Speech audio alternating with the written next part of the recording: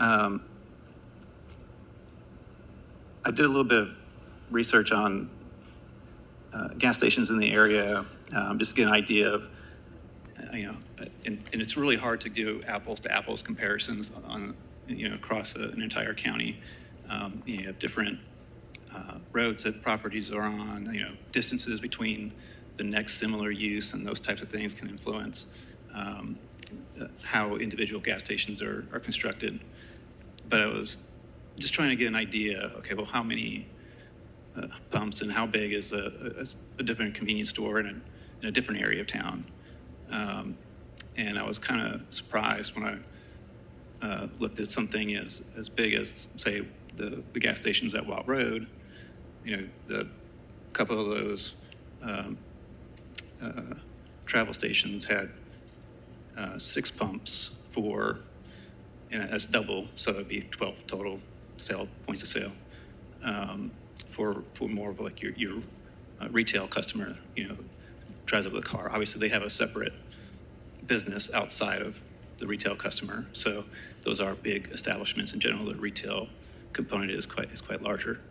But then looking at areas that had a little more neighborhood centric, so that not too far from the site, actually it's not too far from the Cheto area. On Harvey Road, there's a small, more neighborhood-oriented gas station. It's, if you're familiar with McPhee, or on the southern end of McPhee, right before we get to the railroad tracks, or you go under there, on the south side of the railroad is Harvey. There's a small convenience store gas station built in the planned residential zone, which the planned residential zone does allow commercial uses once you get to a certain size, residential development. And so that particular one was about 3,000 square feet of retail and about 3,400 square feet of retail, and has 4 pumps, so 8 stalls total. Just the Breadbox on Gleason and Gallaher View, which again is an independent, like smaller commercial area. It's by itself, has 3 pumps, 2,500 square feet of retail, and then on the same road, Gleason at Ebenezer, again, it's a kind of a standalone commercial spot, 4 pumps and 4,000 square feet of store area.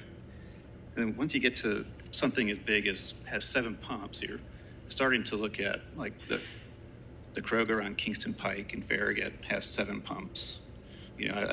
Kingston Pike is a much different environment, and it is attracting a much different type of traffic, much broader reach. And I don't know, I just couldn't find anything that was of neighborhood related scale that was of the type of development that we're looking at today. So the reason why staff is recommending reducing the number of pumps is to try to get more in conformance with what we're seeing for more neighborhood oriented uses.